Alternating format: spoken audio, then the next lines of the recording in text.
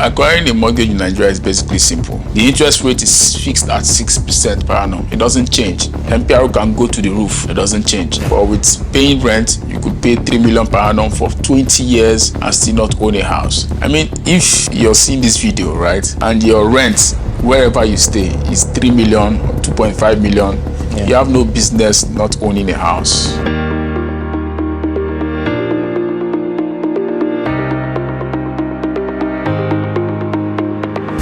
Hello guys, welcome back again. This is Chuka Nwachukwu, your investment advisor. A few videos ago, we had a conversation as regard the mortgage, all the things you need to know, mortgage, real estate, and etc. So I've got a lot of questions after that video, and I thought it would be important to bring back the subject experts to share more light on some of these questions.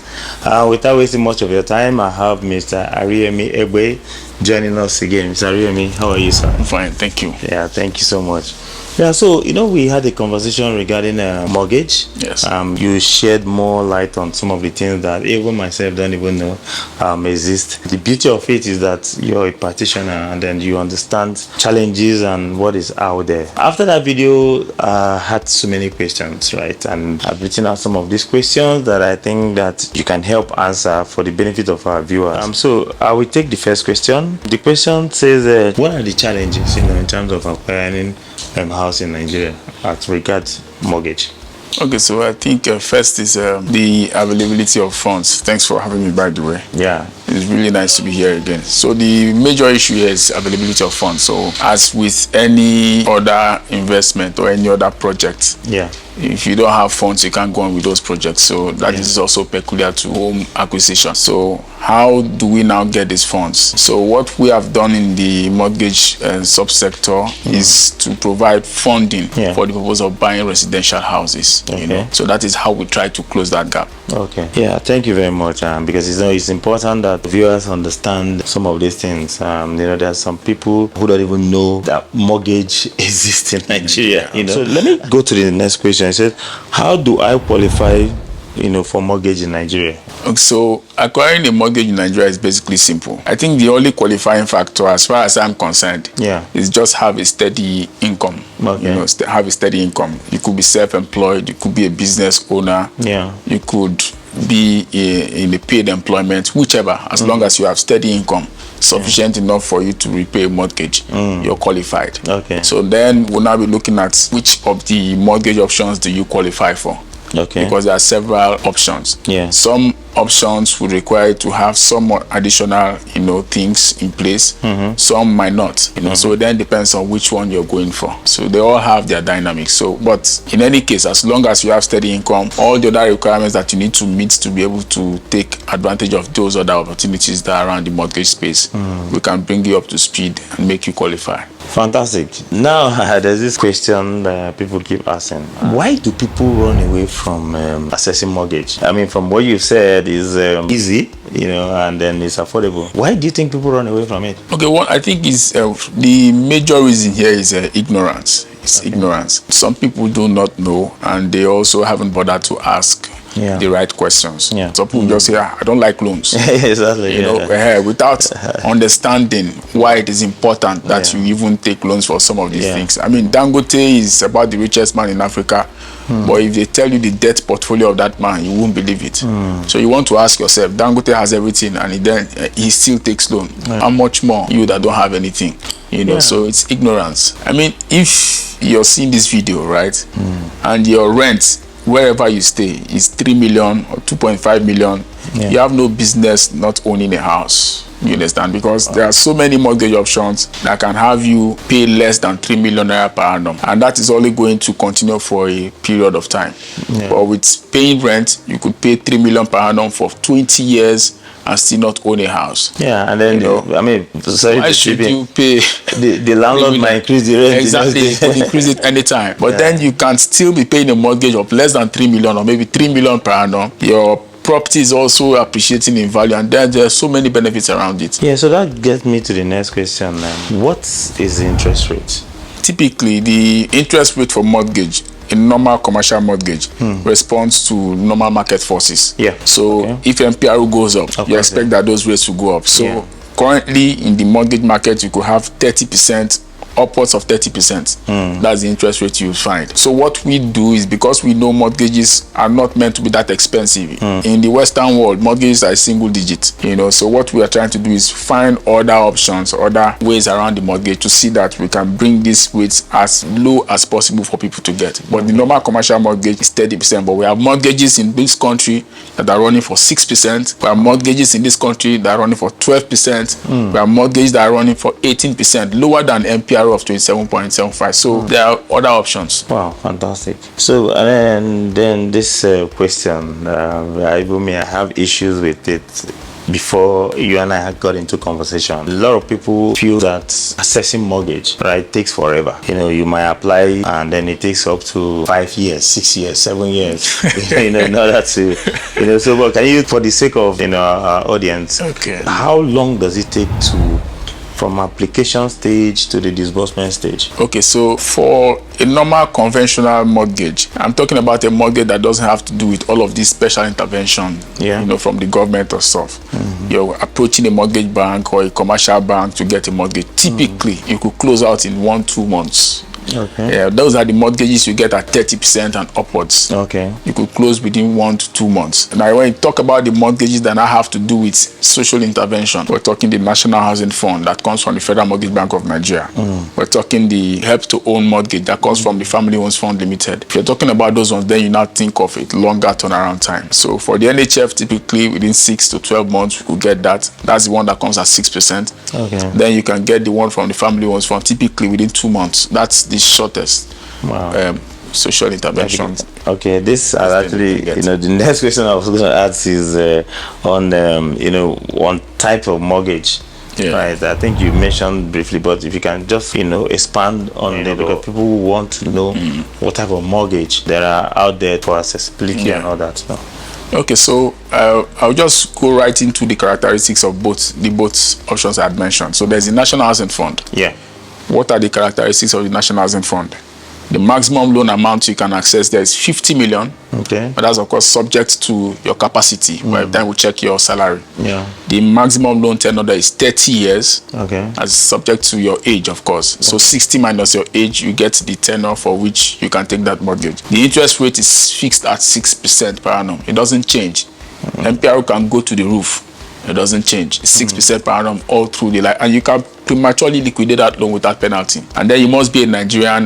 That's the eligibility criteria now. You must be a Nigerian above 21 years of age. Okay. You must be a contributor to the National Housing Fund scheme. If you're not a contributor, of course, we can make you a contributor. All you need to do is start contributing. We can guide you around that.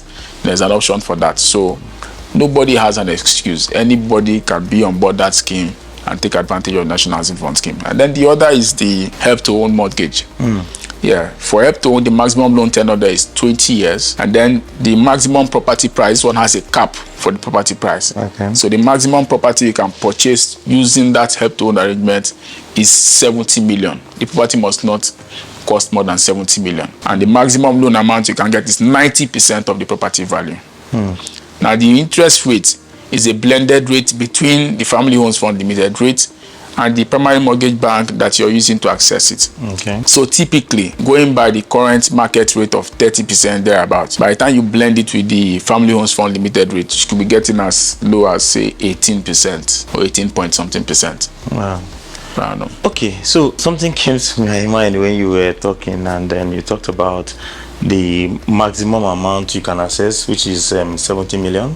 Yeah, for the no. So 70 million is the maximum property price. Okay, yeah, sorry. For the maximum property price, yeah. But I mean, the question is, with the way inflation is, you hardly see any property of 70. Is there a waiver in terms of the maximum property? If someone sees a property for like 120 million and then maximum is 70, is there anything that's okay? So I did mention two products, two different mortgage products. So if you have a property of 120 million, for instance, you may not be able to finance it using the help to own mortgage. Okay. That's the help to own mortgage. Yeah.